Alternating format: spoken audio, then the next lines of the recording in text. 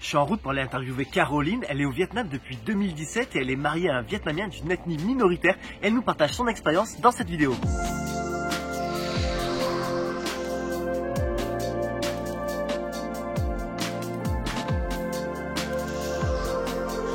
Salut les amis, c'est Monsieur Puss et aujourd'hui je suis à Kon Tum au Vietnam pour interviewer Caroline, expatriée au Vietnam depuis 4 ans. Salut Caroline, comment ça va? Salut, ça va bien et toi? Merci d'avoir accepté l'invitation. Si, merci d'être venu dans mon petit village. Ah bah de rien, c'est avec plaisir. Hein. T'es prête? Je suis prête. On y va? Allez. Allez, c'est parti. Commençons par le commencement. Alors Caroline, est-ce que tu peux te présenter s'il te plaît? Oui, alors je m'appelle Caroline, donc j'ai 27 ans. Je viens de France, d'une petite ville à côté de Lyon. Je suis au Vietnam depuis 2017, donc ça va faire 4 ans maintenant. D'accord. Avant de rentrer dans le vif du sujet, est-ce que tu peux nous dire ce que tu faisais en France avant de venir t'installer au Vietnam? Alors, avant de venir ici, je n'étais pas en France. D'accord. J'ai beaucoup voyagé, Ok. j'ai beaucoup travaillé à l'étranger aussi. Et juste avant de venir au Vietnam, je travaillais au Sri Lanka. Génial. Ok, tu faisais quoi au Sri Lanka? Je travaillais à la réception d'un hôtel. D'accord.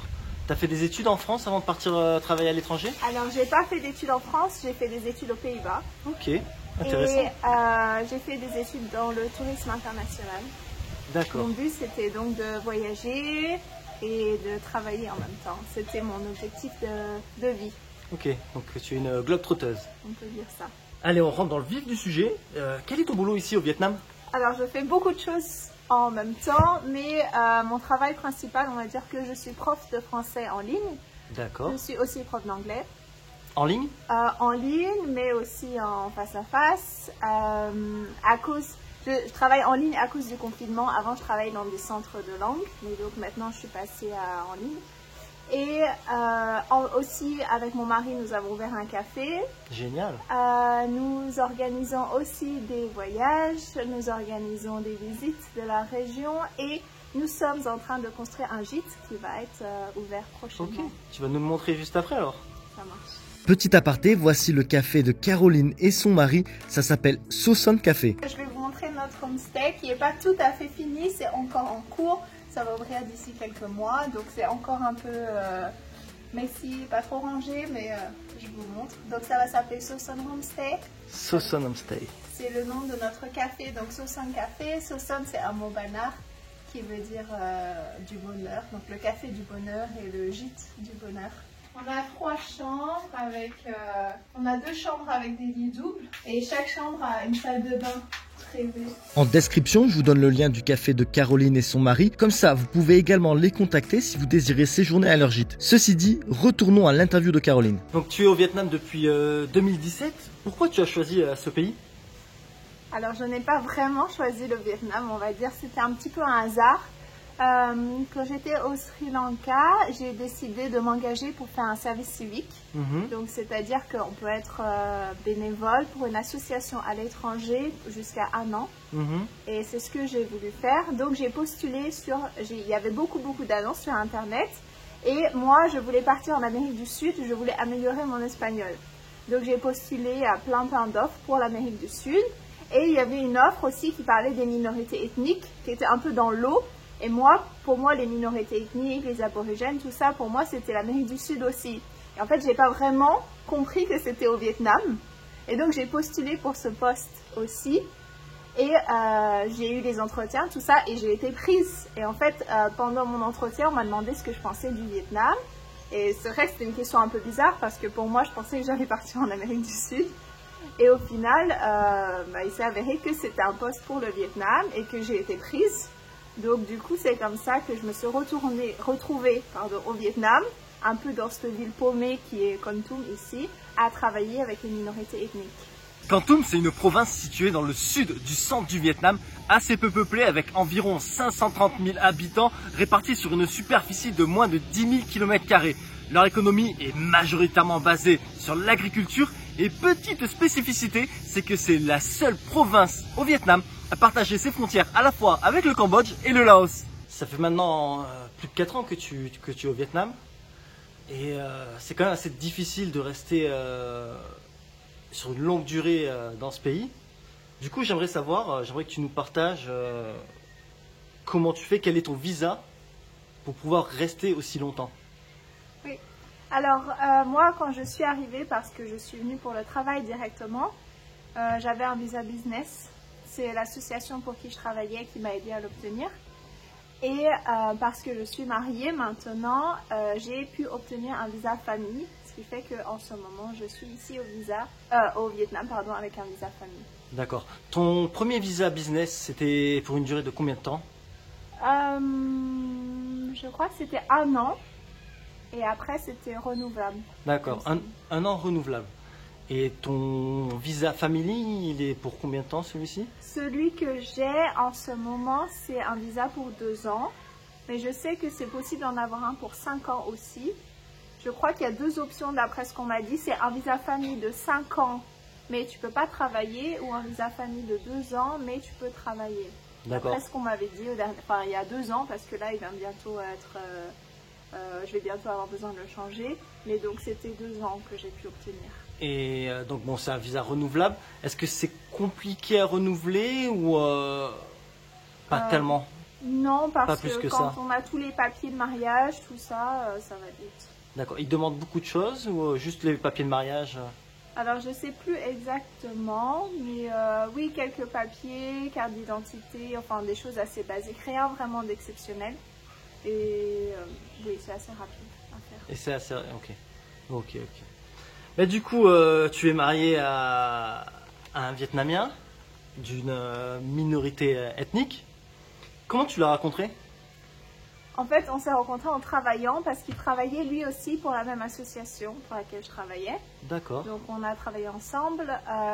Donc, moi, je travaillais pour une association qui aidait les minorités ethniques et qui les formait à l'hôtellerie et au tourisme. Mhm. C'était mon métier ici, j'étais prof. Et lui, c'était un ancien élève.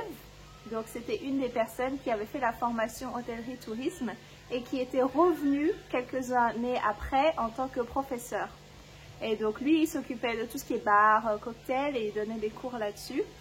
Et donc, on s'est rencontrés comme ça. On était tous les deux profs dans la même école pour les minorités ethniques. Donc il parle bien anglais, j'imagine? Il parle anglais, oui, et il parle vietnamien, mais principalement, il parle son dialecte, on va dire, qui est un dialecte qui s'appelle Bannar, qui est le dialecte de son ethnie. Okay. Il parle un petit peu français après quelques bières aussi. D'accord. Donc il fait partie de l'ethnie des Bannars, c'est ça? C'est ça, oui. Il faut savoir qu'au Vietnam, il y a 54 différentes ethnies. L'ethnie majoritaire, c'est les Kin, qu'on appelle aussi les Viet. Ils représentent 85% de la population. Mais le mari de Caroline, quant à lui, fait partie de l'ethnie des Bannars, qui eux représentent uniquement 0,3% de la population, soit moins de 300 000 personnes. Une autre petite précision, la majorité des Vietnamiens sont bouddhistes. Et bien évidemment, les minorités ethniques ont bien souvent leurs propres croyances. Mais les Bannars sont eux, principalement chrétiens. C'est pour cela que si vous visitez Kon Tum, vous allez voir plein d'églises et la plus connue, c'est celle-ci, la cathédrale de Kon Tum. Ton mari est un Bannar. Les Bannars, ce sont donc une minorité ethnique ici au Vietnam. Est-ce que tu as rencontré des difficultés culturelles dans ta relation, peut-être notamment au début, avec ton mari? Alors, je dirais pas, je dirais pas des difficultés, mais des différences. Des différences. Parce que bien sûr, on vient de 2 cultures différentes. Donc forcément, il y a beaucoup de différences, il y a des désaccords, parfois il y a des choses qu'on ne comprend pas. Mais il faut s'adapter parce qu'on est dans une relation à 2, donc il faut prendre un peu de chaque culture.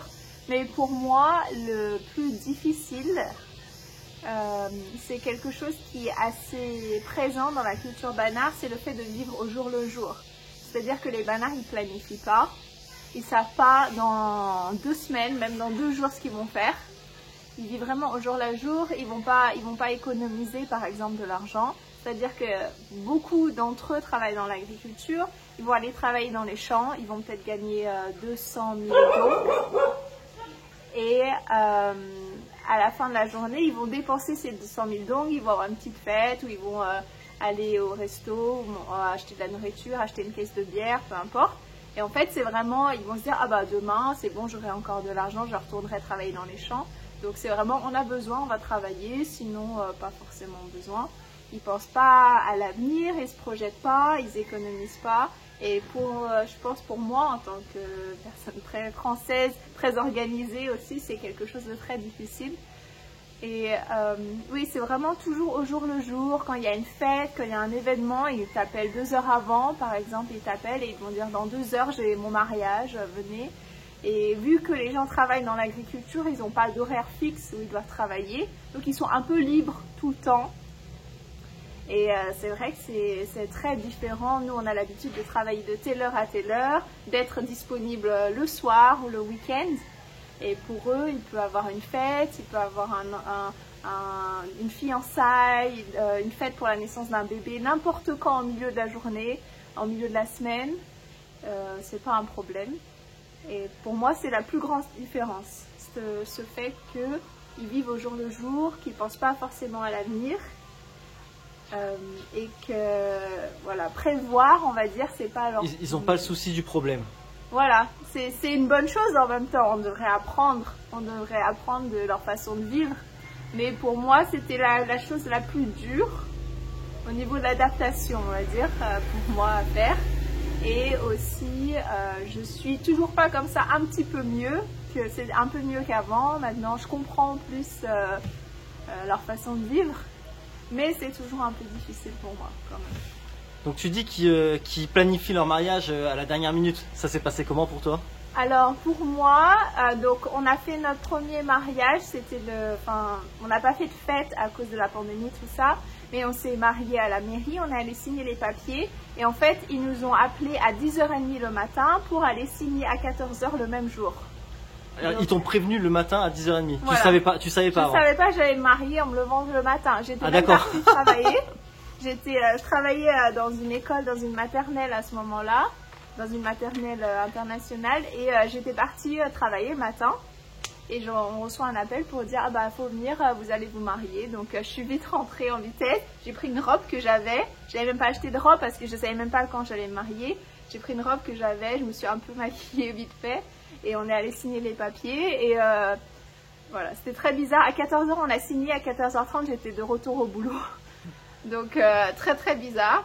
Et là, donc normalement, on va pouvoir se marier à l'église, enfin, parce que c'était pas possible à cause de la pandémie, encore une fois. Et quand on demande au prêtre, donc on a fait tous les papiers, tout est bon. Quand on lui demande quand est-ce que sera la date du mariage, il nous a répondu dans 2 semaines, à peu près, ou quelque chose comme ça. Donc là, actuellement, je sais que dans 2 semaines ou un truc comme ça, je vais me marier. Et ça va être sûrement la veille qu'ils vont m'appeler pour dire, bah demain c'est votre mariage. Peut-être à 10h30 le jour même. Peut-être, c'est possible. Et donc c'est vrai qu'en tant que Français, on pense que c'est inimaginable d'organiser son mariage le matin même. Mais ici, il n'y a pas de souci, c'est normal. Pour la petite histoire, le lendemain de l'interview, Caroline a reçu un appel du prêtre à 6h, lui disant que son mariage à l'église aura lieu le jour d'après, à 10h30. Est-ce que tu as d'autres anecdotes un peu rigolotes comme ça? De différences culturelles? Ouais. Il y en a beaucoup. Il y a quelque chose, bien sûr, qu'on ne peut pas louper. Enfin, on va dire qu'il y a des choses qu'on ne peut pas s'empêcher de voir, c'est les différences matérielles. Parce que forcément, les Banards, ils ne vivent pas dans les mêmes conditions que nous en France. On parle de gens qui vivent dans des villages quand même qui sont très traditionnels, qui n'ont pas accès à l'eau courante. Il y a beaucoup de personnes encore dans ce village qui n'ont pas d'eau chez eux, qui n'ont pas de toilettes, ils n'ont pas de salle de bain. Mais ils font comment alors? Alors pour avoir accès à l'eau, par exemple s'il faut qu'ils lavent leurs vêtements ou qu'ils fassent leur vaisselle, ils vont aller à la rivière. Ou certaines personnes ont des puits chez eux, mais ça coûte assez cher, donc ils vont aller pouvoir aller avec leur bidon d'eau pour remplir l'eau des puits. Ou il y a l'église aussi qui donne accès à de l'eau potable s'ils veulent boire cette eau. Donc c'est un petit peu, oui, c'est des gens qui ne vivent pas dans les meilleures conditions, mais pour eux c'est pas un souci, ils sont bien avec ça. Niveau hygiène? Ils font comme ils peuvent. Voilà, ils se lavent quand même, ils vont se laver dans la rivière, c'est pas très propre, mais bon, ils vont se laver quand même. Et donc du coup, forcément, moi je viens pas d'un milieu très riche, mais on avait quand même une salle de bain, on avait quand même des toilettes. Et donc, par exemple, quand mon mari est venu en France, Il était très surpris de voir un lave-vaisselle. Il n'avait jamais vu de lave-vaisselle de sa vie. Il ne comprenait pas vraiment à quoi ça servait. Donc on lui a montré et tout. Il était trop content. Par exemple, il était surpris de voir que chez mes parents, parce que mes parents vivent seuls, donc ils sont que 2 personnes et ils ont un frigo et un congèle qui est rempli de nourriture. Et pour lui, c'était quelque chose de très choquant. Il ne comprenait pas pourquoi ils avaient besoin d'autant de nourriture pour 2 personnes. Il n'avait jamais vu ça. Par exemple, sa famille, chez eux, ils n'ont pas de frigo du tout. Et il y a 8, donc il y a les parents et ils sont 8 frères et sœurs avec chacun des maris, des neveux. Donc c'est une très grande famille. Ils n'ont pas de frigo. Ils n'ont jamais eu de frigo de leur vie. Et donc pour lui, c'était très bizarre parce que donc ici, en fait, ils vont sur le marché tous les jours pour acheter les produits qu'ils vont manger ce jour même. Et le lendemain, ils vont y retourner. Donc c'est vraiment au jour le jour. Ils ne vont pas faire des grosses courses pour la semaine, pour le mois. Au moins, c'est frais. C'est frais, c'est sûr. Mais du coup, ouais, c'est quelque chose qui était choquant pour lui et différent. D'accord. Mais il garde pas un minimum de nourriture, peut-être du riz quand même, enfin quelque chose, je sais pas si... Alors, s'il se passe quelque chose, ouais, après, comme tu dis, ils pensent pas forcément ils sont pas prévoyants, mais... le riz, si, ils ont des énormes sacs de riz parce que justement, la famille de mon mari, ils ont des rizières. Donc, ils vont récolter le riz plusieurs fois par an, quand c'est la saison de la récolte. Et ce riz, ils le gardent, donc c'est leur riz à eux. Ils n'achètent jamais de riz pendant l'année et ils ne le vendent pas. C'est leur riz qui va nourrir toute la famille. Donc la base, ils ont toujours le riz, mais après tout ce qui va avec, les légumes, la viande ou quoi, ils vont acheter tous les jours. Donc en fait, ils ont des rizières, ils font pousser du riz, mais c'est que dans un but de consommer ce riz. C'est pas pour faire de l'argent. Mais du coup, comment ils gagnent de l'argent alors? Alors ils ont d'autres champs, par exemple ils ont des champs de manioc. Donc quand c'est la saison de la récolte du manioc, ils vont vendre leur manioc. Ils ont des cannes à sucre aussi. D'accord. Donc ils vont faire ça. Et ils vont aller pêcher aussi. Tous les matins, vers 4 heures du matin, ils vont aller dans la rivière du village pour pêcher et vendre leurs poissons au marché. Ah, d'accord, ok. Je me répète, ton mari fait partie de l'ethnie des Banars, c'est ça? Oui. Est-ce que tu as remarqué des différences entre les Viettes, donc l'ethnie majoritaire, les Kin, appelés aussi les Viettes, et les Banars? Est-ce que, niveau culturel ou dans leurs habitudes, leur manière de vivre, est-ce que tu as remarqué des différences? Oui, énormément. Déjà, je pense que toute personne qui vient ici à Komtum et surtout dans les villages Banars peut voir que c'est complètement un autre monde, ça n'a rien à voir. Donc, il y a d'énormes différences. Déjà, physiquement, les Banars sont... Parce que les Viettes, en principe, sont assez fins, menus, petits. Les Banars et d'autres ethnies aussi, enfin surtout les Banars, ils sont plus grands, ils sont plus baraques parce que justement ils travaillent dans les champs, donc forcément ils ont la peau plus foncée aussi parce qu'ils travaillent dans les champs. Niveau visage, ils ont vraiment pas du tout les mêmes traits. Par exemple, ils n'ont pas les yeux bridés non plus, donc c'est vraiment au niveau physique, on peut repérer qui vient de la minorité Banar et qui est Viet.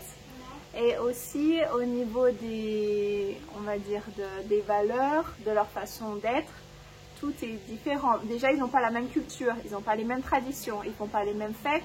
Les Banars, ils sont en très très grande majorité, 90%, ils sont chrétiens, catholiques. Donc c'est une grande différence avec un pays qui est bouddhiste. Ensuite, ils ont des vêtements traditionnels qu'ils portent.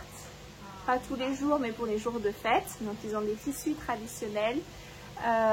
Ils ont aussi une langue, qui est leur propre langue, la langue Banar, qui n'a rien à voir avec le vietnamien. C'est-à-dire qu'un Banar qui parle en Banar à un vietnamien, le vietnamien ne va absolument rien comprendre. C'est même pas le même alphabet. Ah oui, d'accord. Donc, le Banar ressemble plus, on va dire, dans sa façon, dans sa prononciation au français. Il y a des très grosses influences françaises. Il n'y a pas de ton? Il n'y a pas de ton, ou très peu. D'accord. Donc c'est beaucoup plus facile à apprendre que le vietnamien au niveau de la prononciation. Oui, au niveau de leurs valeurs aussi, je pense que les Banars, leur culture se rapproche plus de la culture des Français parce qu'ils ont très longtemps vécu avec les missionnaires français qui sont donc venus ici pour les convertir. Et du coup, ils ont vachement pris de leur culture, de leur façon de vivre, tout ça. Donc, ils sont Oui, très différents. Ils ne sont pas du tout assez business comme la plupart des Vietnamiens. Ils sont beaucoup axés sur la communauté, la famille. Par exemple, quelque chose qui est très différent, quand on va dans un marché vietnamien, dans n'importe quelle ville au Vietnam, il faut toujours négocier les prix. Parce que le premier prix qu'on va avoir quand on demande pour quelque chose, c'est toujours plus haut que le prix auquel ils sont prêts à vendre. Mais ici, dans les marchés, pas besoin de négocier du tout parce qu'ils vont nous dire directement un prix qui est un très bon prix et il n'y a aucune négociation. Ils ne sont pas vraiment dans la négociation, dans le fait d'essayer de se faire de l'argent un peu. C'est vraiment aider la communauté, la famille, c'est très important pour eux.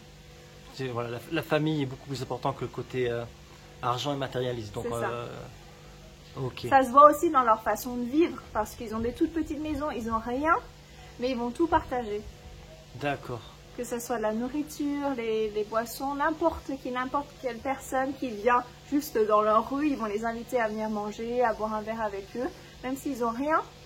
Et ben, par exemple, je suis déjà allée dans un village où il y avait une pastèque.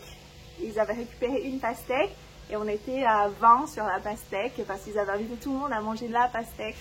C'est des personnes à grand cœur. Oui, c'est ça. D'accord. C'est beau. C'est beau.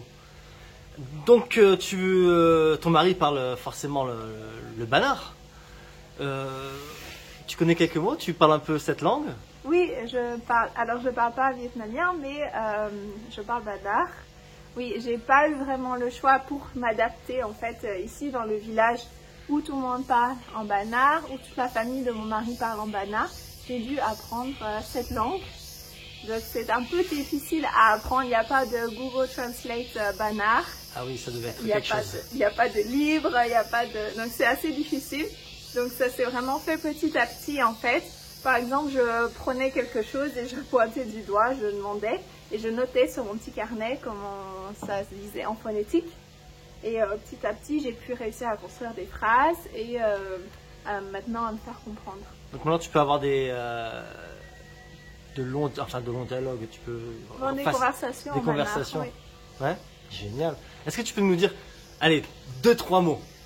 2-3 mots, nous apprendre 2-3 mots simples. Par exemple, tu te présentes, présente-toi tiens, en bannar. Juste tu nous dis, je m'appelle Caroline. Ok, alors déjà, petit cours de bannar, on va commencer à apprendre comment dire bonjour. Donc bonjour en bannar, ça se dit mat. Ako ing Caroline, donc je m'appelle Caroline. Qu'est-ce que je pourrais dire? Je suis française. C'est compliqué. In Falang. Falang, ça veut dire français. Okay. Française. Ça ressemble au Khmer. Oui, un peu, il y a quelques inspirations. Par exemple, si je veux dire que j'ai 27 ans, In Badi Hanam. Voilà. Pour dire merci, c'est assez simple de s'en souvenir, c'est bonnet, comme bonnet. Bonnet, merci beaucoup. Voilà. Après, ce qui est très drôle, c'est le bannar d'un village à un autre est différent. Ok.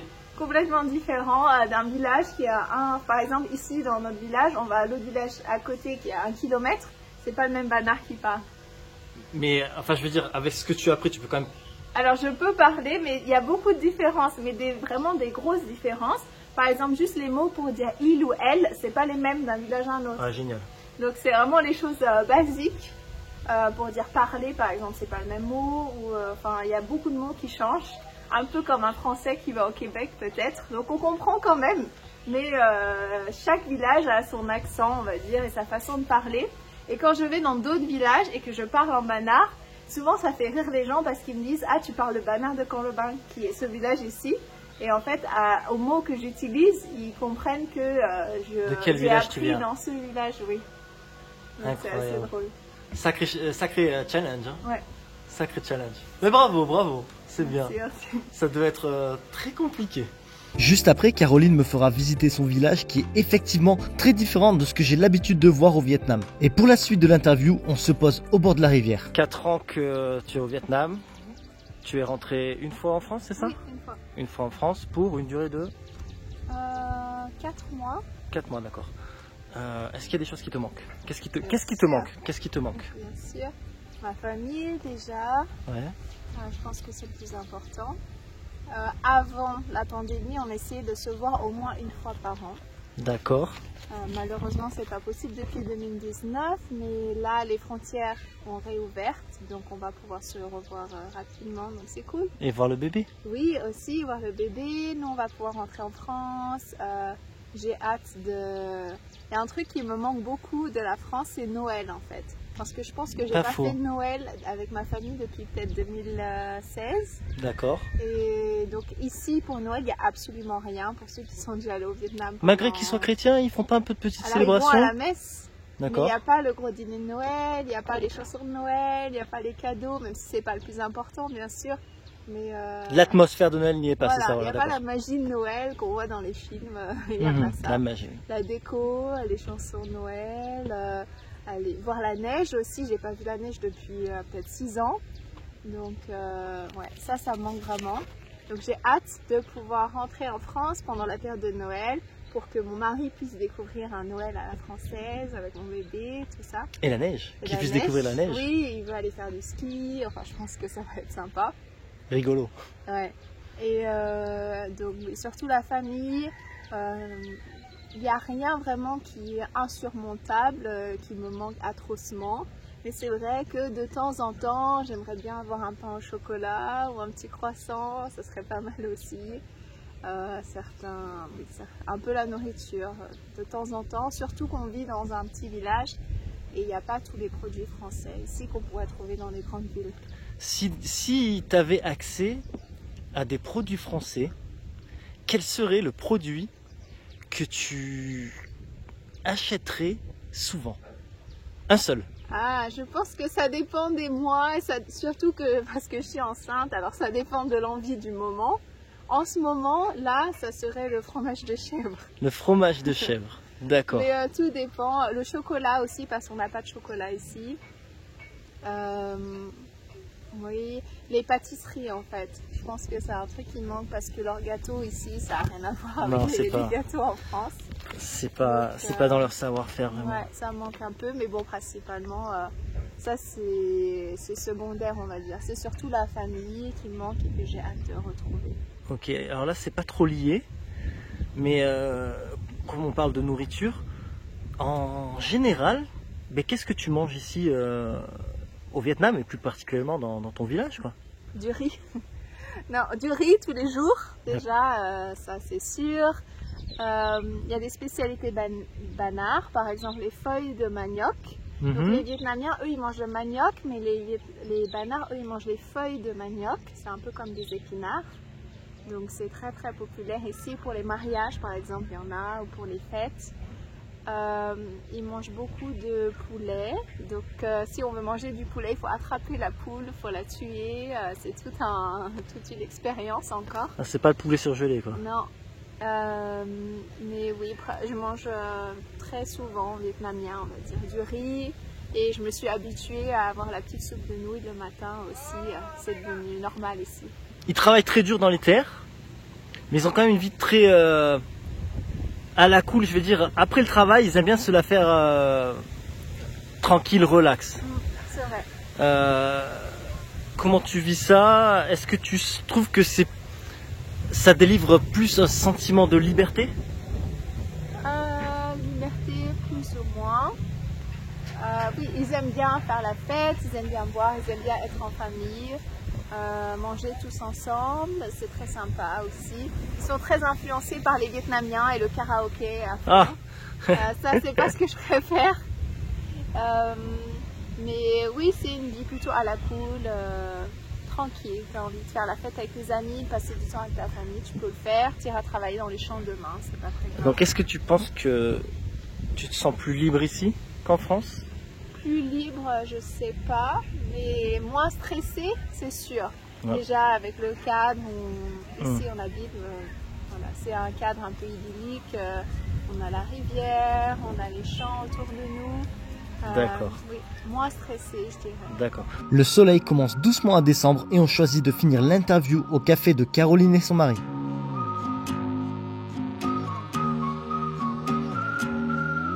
Retour dans ton petit café. Comment il s'appelle déjà ton petit café? Soson Café. Soson Café. Bonheur. Le café du bonheur. Le café du bonheur. T'es ouvert de quelle heure à quelle heure? Alors en ce moment, on est ouvert seulement le matin, D'accord. donc de 5h30 à 9h30 Ok. le matin, donc très tôt. En fait, on est ouvert, c'est principalement les gens qui viennent dans ce café, ce sont des gens qui travaillent dans les champs, ceux qui viennent boire leur café avant de partir travailler dans les champs. Mais une fois que le gîte sera ouvert, on sera ouvert toute la journée et on fera des repas aussi, petit-déj, dîner, tout ça. Ok, super. On te trouve sur Google Maps? Oui. Génial. Comment imagines-tu ta vie dans 20 ans, sachant que tu disais auparavant que ici, ils sont plus au jour le jour, entre guillemets. Oui. Donc, comment toi, t'arrives justement à te visualiser dans 20 ans? Comment tu te visualises? C'est très difficile comme question. Parce que déjà, il y a beaucoup de changements qui vont arriver pour nous avec le bébé, avec le gîte qui va s'ouvrir, tout ça. Donc, très difficile à imaginer, bien sûr. Je pense que dans 20 ans, je serai entre la France et le Vietnam à voyager. Je pense qu'on aura notre gîte qui se sera agrandi. Et peut-être d'autres projets. On a aussi beaucoup d'autres projets en tête. Qui sont tous comme le gîte, comme les visites guidées qu'on organise, ce sont tous des projets qui ont pour but de faire travailler les personnes des minorités ethniques pour les aider à s'en sortir. Donc j'espère que dans 20 ans, on aura d'autres projets, d'autres structures qui engageront des banards justement pour les aider. Et oui, si je peux faire ça dans 20 ans, si je peux aider des familles, je serai très satisfaite. Super, super, super. Comme tout à l'heure, tu nous disais, les banards sont pas des gens qui pensent au lendemain. Alors qu'en France, par exemple, la retraite, c'est vraiment un sujet important. C'est quelque chose que les Français pensent beaucoup et dont ils se soucient beaucoup. Est-ce que toi, qui habites maintenant au Vietnam et qui prévoit donc de vivre au Vietnam, est-ce que tu penses à la retraite? Est-ce que tu te prépares à la retraite? Et si oui, comment?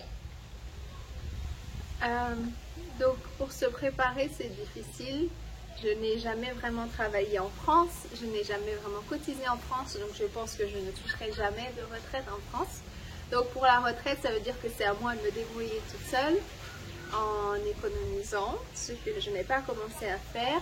Mais pour l'instant, le plan, c'est que donc nous avons plusieurs projets qui sont en cours et j'espère que d'ici donc ma retraite, il y en aura encore plus qui pourront marcher sans nous.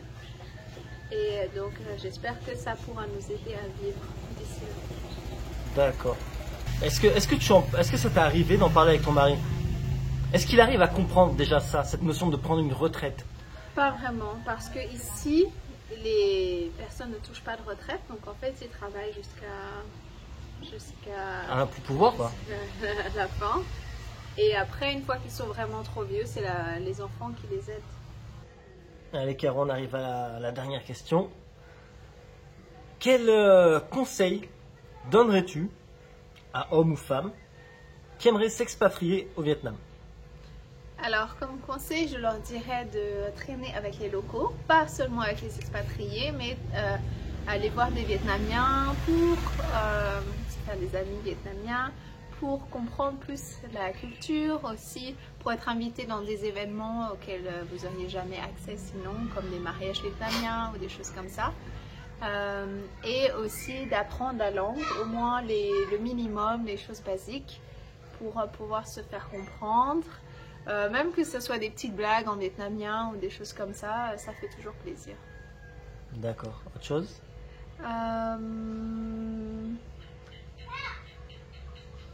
Non, pour moi, ne pas avoir peur d'essayer de nouvelles choses, que ce soit la nourriture, que ce soit des activités, peu importe. Être ouvert d'esprit. Comment tu dirais au niveau de la gestion de l'appréhension? Qu'est-ce que tu recommanderais?